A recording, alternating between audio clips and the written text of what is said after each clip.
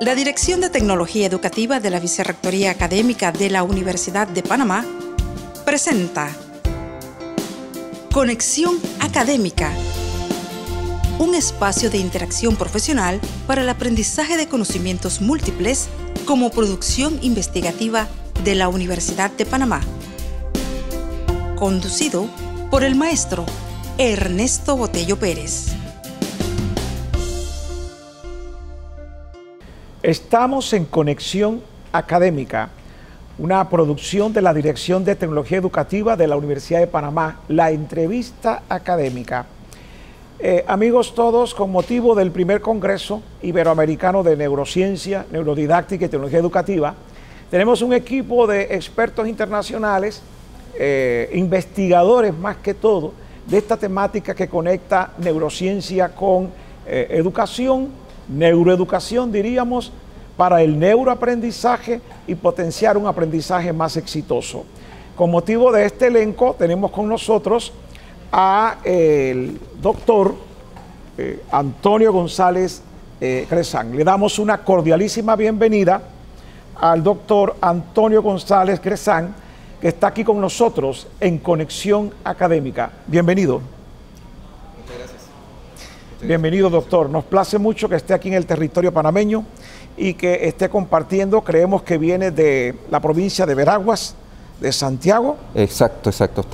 Hemos estado ya en dos ciudades, Santiago de Veraguas, Azuero y ahora acá en Ciudad de Panamá, disfrutando de un hermoso país y también compartiendo con los educadores de este país, que ha sido una experiencia muy grata. El poder compartir tanto experiencias como oportunidades de generar, digamos, este aprendizaje de manera colaborativa. Viene entonces de la ciudad de Santiago de Veraguas, ha estado en la ciudad de Chitré, Herrera, y ahora comparte con nosotros aquí en el campus central. Yo he tenido también la oportunidad de conocer su país, Valparaíso, Santiago y otras exquisitas y hermosas ciudades de ese país sudamericano. Una breve referencia de la trayectoria de nuestro invitado de hoy en Conexión Académica. El doctor Antonio es estudiante de doctorado en Tecnología Educativa de la Universidad Rovira y Virgili y además magíster en Educación Básica basada en competencia. Tiene 15 años de experiencia en la educación tanto de pregrado como de posgrado. Es integrante del equipo UTED-DUOC que inició en el año de 1999. Es el primer equipo multidisciplinario de tecnología educativa en la quinta región y pionero en la República de Chile. Desde esta fecha se ha especializado en formar a docentes, implementando procesos curriculares y módulos o modelos formativos basados precisamente en competencias.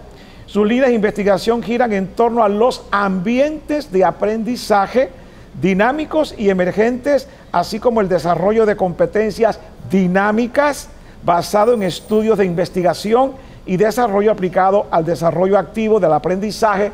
Una breve referencia ejecutiva de su actual trayectoria en este primer Congreso Iberoamericano de Neurociencia y Neurodidáctica.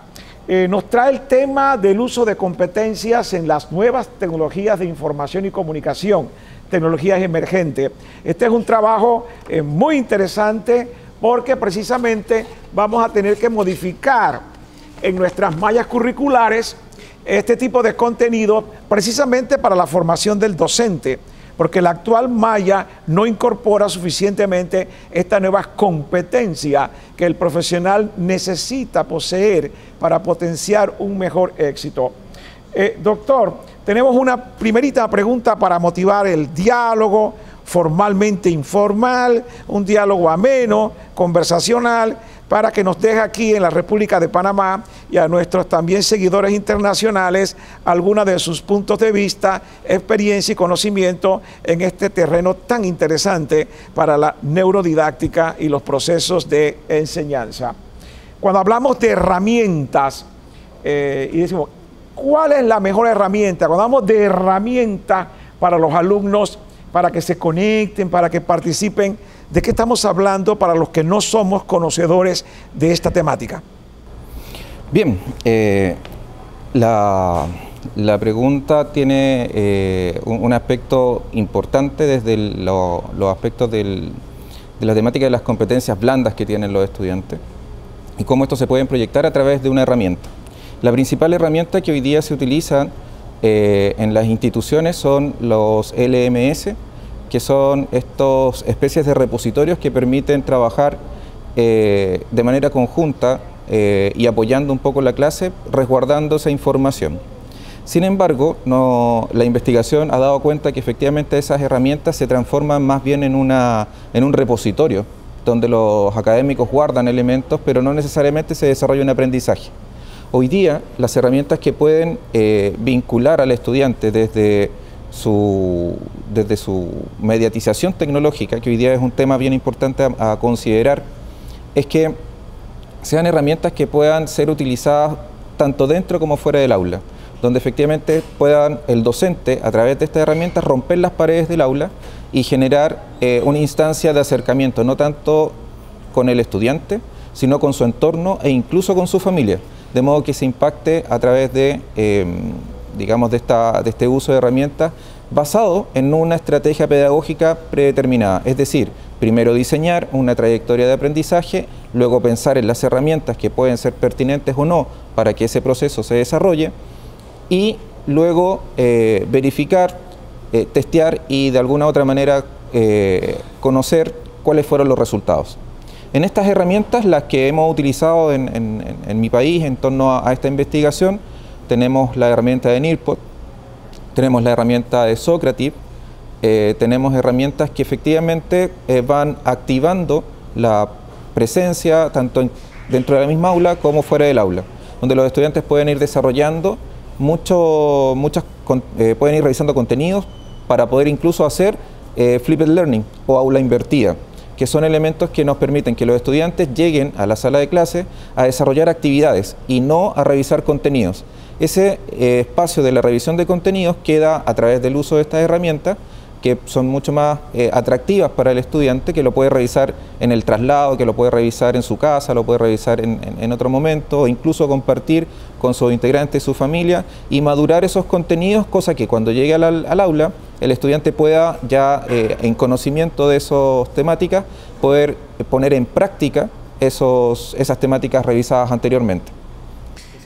Este concepto se asocia con aula invertida o al revés, en el sentido de que en vez de estar revisando contenidos en el aula, realicen actividades prácticas, acciones concretas guiadas por el tutor. Creo que es una tendencia que se busca hoy por hoy, que se invierta un poco esta dinámica. Sí, lo que pasa es que en la investigación se ha levantado mucho que el estudiante está en un contexto dinámico. El chico está mediatizado por el uso de tecnología. Revisa constantemente contenidos de otras personas, está interactuando con su contexto, se va informando a través de estas redes, cada vez es menos la exposición a la televisión, por lo tanto los medios a los cuales ellos suscriben son más bien redes sociales que los conectan efectivamente a su entorno. ¿Y qué pasa cuando el chico entra al aula? Finalmente el chico entra como una cámara del tiempo, donde retrocede en esa socialización digital y las actividades propuestas ahí por lo general tienden a un uso tecnológico más bien en la línea de revisar un PowerPoint, una presentación, el docente va haciendo explicaciones o incluso en muchas ocasiones el docente lee ese material y entonces los estudiantes se quedan en una situación un poco status quo. Muchas clases pasan sin ejercitación y más bien con la entrega de contenido. Entonces, cuando nosotros podemos hacer el cambio o hacemos la inversión metodológica a través del Flipped Learning, evitamos que el estudiante se transforme en un repositorio de información. Porque al final lo que hace el docente cuando pasa un PowerPoint, lo lee y se los traspasa a los estudiantes, le está entregando información, no necesariamente conocimiento. Cuando el estudiante puede madurar, puede reflexionar, experimentar con ese material en un contexto donde él puede hacer una reflexión individual y luego de esas reflexiones individuales colocarlas en común, de realizar procedimientos junto con el docente, esa situación práctica es la que va generando el aprendizaje del estudiante. La investigación nos ha demostrado, y luego lo pueden ver desde el aspecto más específico de la neurociencia, cómo es el anclaje del aprendizaje. No funciona si yo estoy recibiendo solo información, sino también entendiendo que el contexto actual, como yo estoy aprendiendo, y como estamos aprendiendo todos, es en función de un lenguaje distinto. Si nosotros, por ejemplo, vamos por la vía pública, nosotros nos enfrentamos a signos de iconográficos de cómo debemos comportarnos en la calle, por ejemplo. Sabemos qué es lo que es un stop, sabemos cuando hay un paso peatonal, etc. Y lo mismo pasa cuando tú lo llevas a un celular. Está lleno de iconos. Y esa lectura tiene todo un contexto, un trasfondo. Uno no lee solamente el icono, sino que va entendiendo qué es lo que significa aquello. Y eso es lo que busca un poco este proceso de flipped learning. Entender que existe un contexto distinto donde está el chico, entregarle los contenidos para que los revise de una manera distinta. Tampoco se trata de entregarle un texto duro, sino más bien procesar esa información, entregársela en un dispositivo que permita hacer más fácil su interacción con él, y a medida entonces que él lo va tratando, llegar a una situación de aula mucho más preparado, y que el docente a su vez le permita generar dinámicas de grupo y trabajo más bien desde lo procedimental, cosa que el estudiante adquiera ya un conocimiento mucho más profundo y adquirido, y con un pensamiento crítico sobre la posición en la que él se encuentra hoy en día. Gracias. Estamos en Conexión Académica para los que acaban de entrar al video, y tenemos con nosotros la participación del doctor Antonio González, que está con nosotros acá estuvo en Santiago, en Chitré, ahora en Ciudad Capital, para participar como expositor en el primer Congreso Iberoamericano de Neurociencia, Neurodidáctica, Tecnologías Educativas. Definitivamente que esta es una temática importante, que se conecten, que colaboren, que interactúen, que participen, toda una complejidad. Doctor, imaginar que más hacia atrás no existían maestrías en docencia superior, o no existía una pedagogía didáctica en docencia superior, y que muchos de los profesionales con grado de maestría y doctorado, internos o externos, daban sus clases sin una formación didáctica. Hoy, además de la formación didáctica, esta importante función tecnológica, lo que supondría que es una nueva exigencia. Si decimos que el docente ejerce una docencia que ya implica una complejidad, y que además debe hacer investigación que le dé soporte a su producción académica, y que además es extensión, pero ahora además tecnología.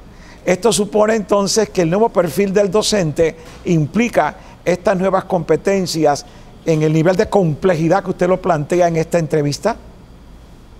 Mira, efectivamente la tecnología llegó, y llegó para quedarse.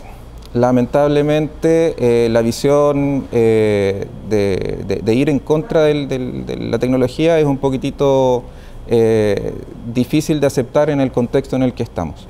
Ya nosotros si lo vemos en el contexto general, muchos trámites que antiguamente se hacían solamente de manera presencial hoy día se pueden hacer de manera virtual. Yo constantemente estoy utilizando tarjetas para poder transaccionar productos y servicios. Y eso significa en el fondo que en alguna medida todo en el ámbito del actuar humano, esto va incidiendo en la forma en que se está desarrollando el mundo. Por lo tanto, el aula y el aprendizaje no está ajeno a eso. No está ajeno a que el docente tenga en consideración que así como estas normas o esta forma que siempre ha existido dentro de la docencia, enseñar lo que es el respeto, enseñar que no hay que copiar, enseñar que hay que ser responsable, son habilidades blandas. A estas habilidades blandas que ya conocemos, también el docente tiene que trabajar las habilidades blandas que tienen que ver con el ámbito digital. Hay vicios, hay temores y hay un montón de elementos que hoy día, por ejemplo, como el ciberbullying, el grooming y otros más, que efectivamente son parte de este elemento al cual debe incurrir, digamos, el docente dentro de las habilidades digitales. Por otra parte está la figura de lo instrumental, que no lo he mencionado hasta ahora. La parte instrumental lo entendemos desde la figura de saber usar una herramienta en particular, saber usar un software, un computador, una presentación, etc. Eso a esta altura, ¿cierto?, de este siglo, esto se da como por superado. Lo que hay que empezar a trabajar es qué hago con esas herramientas, cómo potencio a mis estudiantes, cómo los fortalezco, qué es lo que yo puedo trabajar con ellos, cómo puedo generar mejor aprendizaje.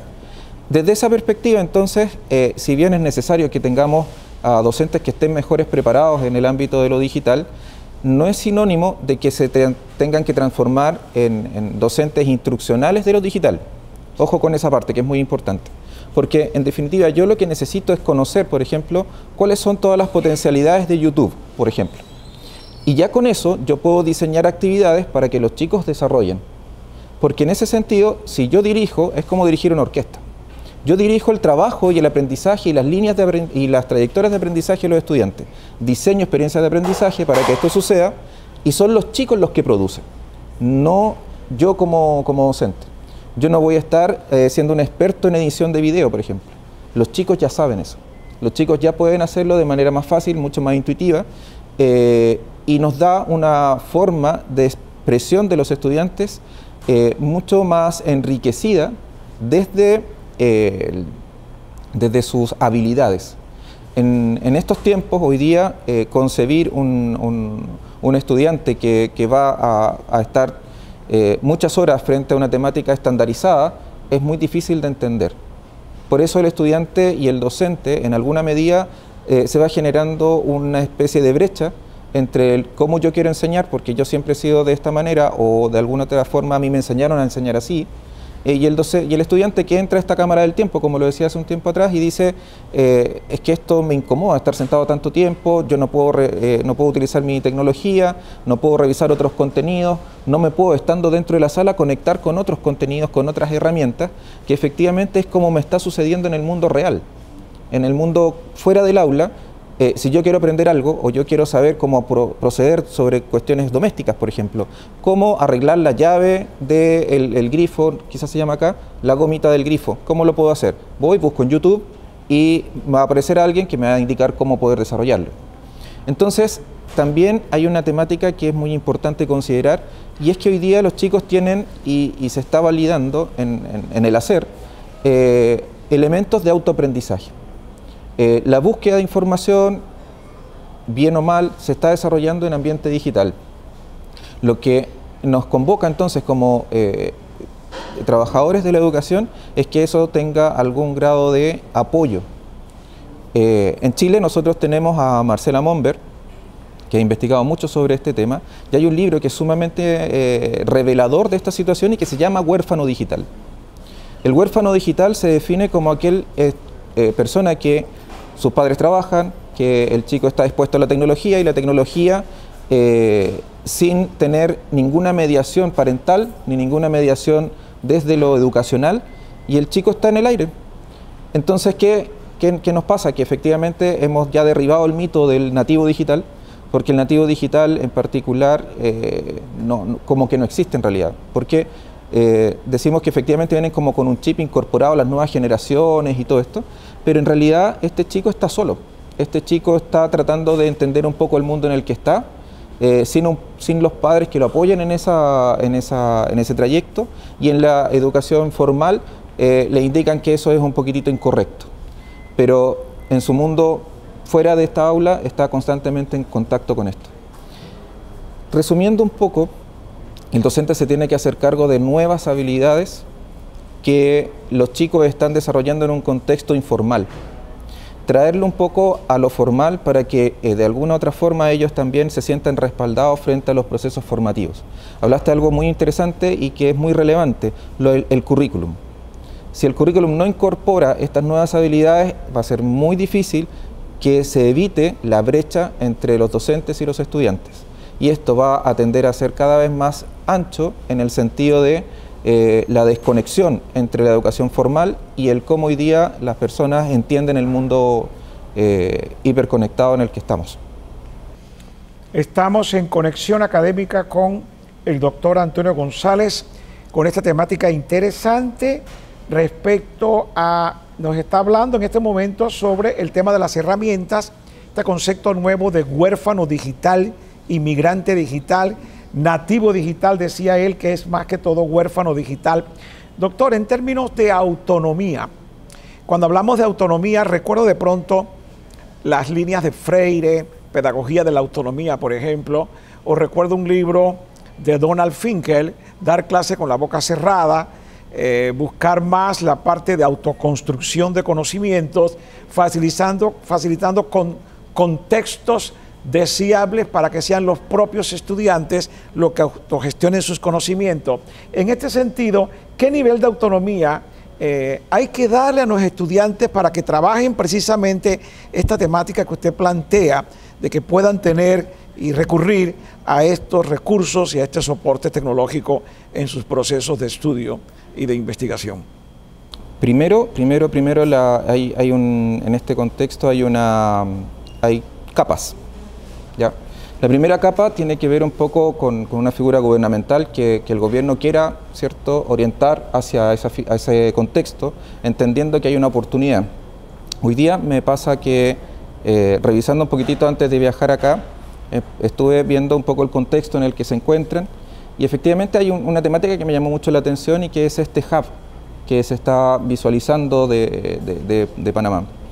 Y lo visualizan desde lo tecnológico, desde digamos, esta más bien figura más naviera, más de la situación geográfica que afortunadamente ustedes tienen. Pero yo pensaba y decía, pero es que además de eso, tienen que ser un hub educacional. Tienen que ser un hub educacional porque para que eso se desarrolle, efectivamente necesitamos que las personas estén vinculadas. Un hub en el fondo es esta vinculación del centro del mundo con el mundo. Y efectivamente la docencia no puede quedar al margen porque necesitamos preparar a estos chicos para que de alguna u otra manera formen esta masa crítica que va a conformar el hub. Un hub desde lo cultural, que nos pasó un poco en Chile en su momento, cuando comenzamos a abrir nuestros mercados, claramente la población no estaba del todo preparada. Entonces, recién ahí, la parte gubernamental dijo, no, en realidad tenemos que hacer algo en la parte de educación para poder implementar. Para bien o para mal, tenemos nuestros errores, nuestras caídas y algunos aciertos. Pero, en el fondo, esta oportunidad que ustedes están teniendo en este minuto es el momento crucial para que, de alguna manera, lo gubernamental comience a hacer una bajada importante sobre la educación. Hay que invertir en esta figura para que la segunda capa, que son las universidades, quienes forman a estos educadores, tengan claridad de que hay un contexto distinto hacia dónde queremos ir como país, que es un elemento muy necesario, porque si nosotros tenemos clara la meta, más allá de los colores políticos, nosotros podemos orientar un proceso que va a influir de manera positiva en cómo, digamos, Panamá va a poder ser un país en mejores condiciones.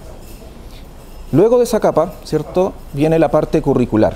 Y en el fondo, desde esa figura, es cómo diseñamos estos planes para que puedan ser implementados y poder tener una figura un poquitito más flexible. Hoy día la flexibilidad en los currículum es algo que es muy necesario. Porque en el fondo, si tú me preguntas acerca de las habilidades digitales para desarrollar en este contexto, son de manera transversal. Yo las puedo ver en matemáticas, yo las puedo ver en ciencias, yo las puedo ver en derecho, yo las puedo ver en todas las disciplinas. El tema de lo digital es transversal. Por lo tanto, la flexibilidad curricular debe permitir incorporar a que los docentes en sus distintas disciplinas puedan desarrollar actividades y diseño de actividades y digamos, más que actividades, es un diseño de estrategia de aprendizaje para que los estudiantes puedan entender que lo formal y lo informal es un solo proceso de aprendizaje individual y que no está negado ni está sesgado, sino que yo lo puedo incorporar. Que los docentes puedan tener esa amplitud de poder recibir, ¿cierto?, las inquietudes de los estudiantes y en función de eso producir nuevas trayectorias de aprendizaje. Cuando veo que el docente se abre a estas posibilidades, se van generando espacios mucho más ricos, entornos de aprendizaje mucho más enriquecidos, donde incluso el docente deja esta posición peyorativa, quizás de estar por sobre el estudiante, y se coloca en una situación en la cual él también está aprendiendo de cómo estas nuevas generaciones están conectándose con el mundo. Sobre todo en este país que tienen una proyección muy interesante desde la perspectiva de la globalización. Son, yo digo, desde el sur del mundo, una pieza clave para que eso suceda. Y por lo tanto, creo que es la principal oportunidad que ustedes tienen de hacer este cambio de timón, este viraje, y inducir a que los académicos, a que en el fondo los procesos formativos incluyan lo formal, lo informal, a través de herramientas digitales que van a facilitar este proceso. Gracias, doctor. Bueno, son como 4 pilares: conexión académica sobre la temática de competencias de las nuevas tecnologías de información y comunicación. Cerrando esta entrevista, la función docente, que ha meritado y sigue meritando mucha investigación, con la complejidad que implica ser un docente de preescolar, de básica, de media, de universidad. Todo el tema de la investigación, que también es una tendencia, una función importante en las universidades, en los centros educativos. El tema de la extensión comunitaria, y la cuarta, como si fuera un cuarto pilar, la función tecnológica. Sin ella no estamos alcanzando, sin enceguecernos, sin pretender pensar que la tecnología lo resuelve todo, pero que es una herramienta y un pilar importante. Entonces vamos a decir al doctor que nos envíe sus últimas palabras, cuál es el mensaje que le deja a sus seguidores en esta producción. Bien, muchas gracias. Primero agradezco la entrevista. Creo que difundir es uno de los elementos más necesarios. Acá nosotros intentamos vincularnos con la gente que está presente, pero la camarita, este medio, nos permite comunicarnos y contactarnos con todos aquellos que no pueden venir, que no pueden estar presentes acá por situaciones geográficas, económicas, etc. Y creo que el principal, digamos, elemento a considerar antes de pensar en lo digital incluso, es la colaboración. Entender las necesidades del otro, entender que si de manera colaborativa podemos mejorar las condiciones de nuestros estudiantes, que podemos mejorar las condiciones de una comunidad, van a hacer que de una manera muy natural lleguemos a las tecnologías, porque las tecnologías hacen eso, permiten el enlace entre las personas, permiten ese espacio de conectividad cuando las distancias son muy grandes, cuando la presencialidad no es posible, y cuando nosotros podemos, a partir de estos congresos, de estas opciones y oportunidades de aprendizaje, vincularnos con el resto. Hay una situación que es bien interesante y que, por ejemplo, yo estoy acá y sé que esto lo va a ver gente en mi país. Efectivamente uno viaja también a través de otros. Y ese viaje no es solamente de lo físico, sino es el viaje hacia donde yo quiero ir. Y para tener claro dónde yo quiero ir, tengo que primero colocarme en común con el resto. Porque en la educación, y eso está absolutamente comprobado, sobre todo en estos tiempos, antiguamente quizás funcionó, pero hoy día los llaneros solitarios mueren solos. El docente que trabaja solo, el investigador que investiga solo, muere solo. Y se aísla y finalmente es incomprendido. Si yo logro colocar eso en común, y eso es la experiencia que en lo particular les puedo entregar, cuando trabajamos en el desarrollo de la competencia digital en Chile, no existía ni siquiera el concepto. Entonces lo primero que hicimos fue colocar en común cuán bien nos haría, como docentes, visualizar eso, sin imponer nada. Y los que se empezaron a sumar comenzaron a contaminar, y decimos animar allá en Chile, a más. Y se fue armando una masa crítica que permitió que a la larga nosotros pudiésemos desarrollar un programa de formación en competencia digital en la universidad pública. Universidad pública que como nuestros países latinoamericanos por lo general tienen pocos recursos, pero con lo poco se pudo hacer mucho, principalmente porque hubo un interés de las personas, de los profesores y de los estudiantes y las instituciones en que hay una direccionalidad, en que el mundo cambió y que efectivamente o me quedo abajo o puedo intentar seguir el ritmo de lo que nosotros como país queremos llegar a ser. Y para eso la parte digital hoy día es parte de un ambiente, pero principalmente es lo que hoy día nos permitiría, si lo utilizamos como una oportunidad, proyectarnos como personas, como país y también ser mejores personas. Bueno, muchas gracias. De verdad que agradecemos muchísimo esta oportunidad, de esta conversación, de este diálogo en este Congreso de Neurodidáctica. ¿Esta producción la podemos colgar en alguna página web suya? Sí, mira, en este momento está en producción gresan.cl, que es una página en la que estoy elaborando junto a otros académicos para ir compartiendo lo mismo que te comentaba, todo lo que hemos desarrollado de manera conjunta. Obviamente yo soy la cara visible de un montón de gente que trabaja conmigo. Tenemos también una página web de la Universidad de Playa Ancha, que es UDD, ¿cierto? Nos deja la dirección para que podamos... Muchas gracias, doctor. De verdad que estamos muy enriquecidos con esta conversación y bueno, sintonícenos Tecnoeduc 507, síganos en las producciones de la Dirección de Tecnología Educativa. Para todos ustedes, Conexión Académica. Buen día.